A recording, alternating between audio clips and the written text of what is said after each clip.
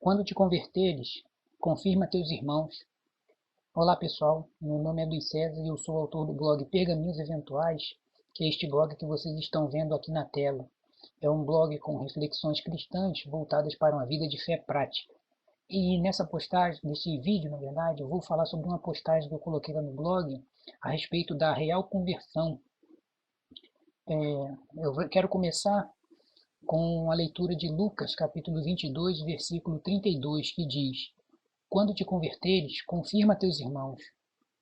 Muitos pensam que conversão é uma mudança, mas o que a Bíblia chama de conversão não é isso. A conversão bíblica é uma transformação absoluta.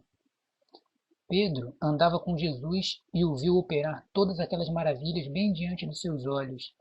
Ele andava, falava e agia como discípulo e, de fato, amava o Mestre, mas ainda não era convertido, tanto que Jesus direciona para Pedro as palavras citadas no versículo de abertura desta postagem. Quando te converteres, confirma os teus irmãos. Somente após estas palavras é que Pedro, em algum momento, se converte. Andar, falar e agir como um discípulo não é o suficiente. Amoldar nossa vida à semelhança dos cristãos não é o bastante. Mesmo para aqueles que amam ao Senhor, é preciso se converter e não só mudar os costumes, é preciso transformação. E qual é a diferença entre mudança e transformação? Basicamente, uma mudança é uma troca. É algo que tem a possibilidade de ser revertido ou desfeito se a pessoa quiser. Em alguns casos, apenas a possibilidade de retornar ao estado anterior já é o suficiente para caracterizar como mudança. Eis esse exemplo. Um homem pode mudar de roupa, mas se não gostar da roupa nova, sempre terá a possibilidade de colocar novamente a anterior, ou até mesmo uma terceira. Semelhantemente, um homem pode também mudar de carro, de emprego, de casa, de país, de ideias, de religião, de igreja, etc. Quase todas as coisas da vida de uma pessoa podem ser mudadas, mas a pessoa tem a possibilidade de retornar, se quiser, ao que era anteriormente. Se eu for morar em outro país e não gostar de lá, sempre poderei voltar ao Brasil ou mesmo procurar outra nação qualquer para viver.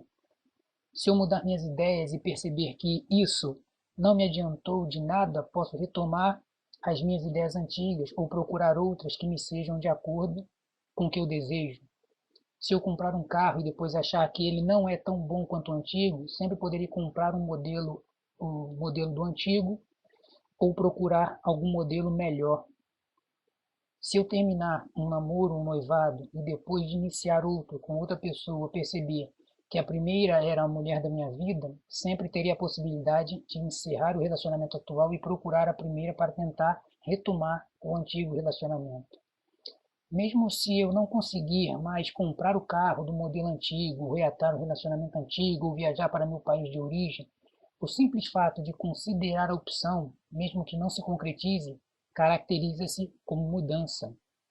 Já a transformação é uma metamorfose, é algo que não pode mais ser revertido, ela é definitiva e nos acompanha até o fim.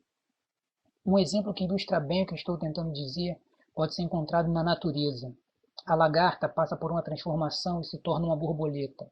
Depois que isso acontece, jamais ela voltará a ser lagarta. Ela viverá até o fim da vida como borboleta e morrerá assim. Isso é conversão. A lagarta se converteu em borboleta. Não é mais uma lagarta, é uma nova criatura. Outro exemplo da transformação pode ser visto em nós mesmos. Nossa vida se divide em etapas: infância, juventude, idade adulta avançada. Quando vivemos a infância, pensamos e agimos como criança. Nosso corpo é um corpo de criança, porém, quando chegamos à adolescência, já passamos por grandes transformações irreversíveis. Não pensamos mais como crianças e nosso corpo já é completamente diferente do corpo de uma criança. Quando nos tornamos adultos, a transformação já nos tornou praticamente outra pessoa. Nada de nossa infância permanece em nós e apenas algumas coisas de nossa adolescência continuam em nós, mas sendo constantemente transformadas. Nosso corpo físico nunca interrompe o processo de se transformar. Quando uma pessoa chega à idade adulta avançada, não importa o quanto ela deseje voltar a ser criança ou adolescente, ela jamais será novamente. como aconteceu com a borboleta. Isso é conversão. Espiritualmente é a mesma coisa. Nossa conversão é um processo contínuo que nos acompanhará até o fim, mas é irreversível a partir do momento em que ocorre. Uma vez convertido, não há como retroceder. De fato, isso nem passa pela cabeça de um real convertido. Assim como a borboleta não deseja se tornar lagarta outra vez. Qualquer pessoa que imagine em seu coração que na sua vida presente ou futura algo pode lhe fazer deixar o caminho, tal pessoa ainda não se converteu. Uma pessoa que se desviou do caminho ainda não experimentou a real conversão, porque quando ela tiver tal experiência, será definitivo e jamais desejará outra coisa. Veja o que um homem verdadeiramente convertido disse certa vez: quem nos separará do amor de Cristo? A tribulação, ou a angústia, ou a perseguição, ou a fome, ou a nudez, ou o perigo, ou a espada? Isso está em Romanos, capítulo 8, versículo 35. Foi Paulo, o apóstolo, quem disse tal frase. E o que ele está falando é que, para quem já se transformou ou converteu, não há retorno. Não convertidos que se desviam usam todos os tipos de desculpa para tentar justificar seu desvio do caminho. Mas para os convertidos como Paulo, as tribulações não poderão nos fazer retornar ao nosso antigo estado. Assim como as angústias, as perseguições, ou a fome, ou a nudez, ou mesmo o perigo e a espada. E você sabe por que nada dessas coisas podem nos fazer ser como antes da conversão? Porque nós já não somos como antes, somos nova criatura. E essa é a conversão que Deus deseja de nós quando diz: convertei-vos a mim de todo o vosso coração. Isso está em Joel, capítulo 2, versículo 12. Deus deseja que nós nos transformemos para ser como Ele, ou seja, Deus quer que nós sejamos misericordiosos, pacientes, benignos, mansos, humildes, santos, pacíficos, amorosos, verdadeiros, honestos e tantas outras coisas como estas que estão colocadas na Bíblia como modelo e para nosso ensino. Alguém pode se perguntar: como fazer para que tal conversão ocorra realmente em minha vida? É simples. Acompanhe o texto a seguir.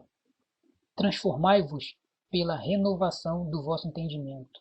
Isso está em Romanos 12, 2. Lembre-se que transformar é o mesmo que converter. Então, considerando tudo o que foi dito até aqui neste capítulo, me permito fazer a seguinte modificação no versículo: convertei-vos pela renovação do vosso entendimento.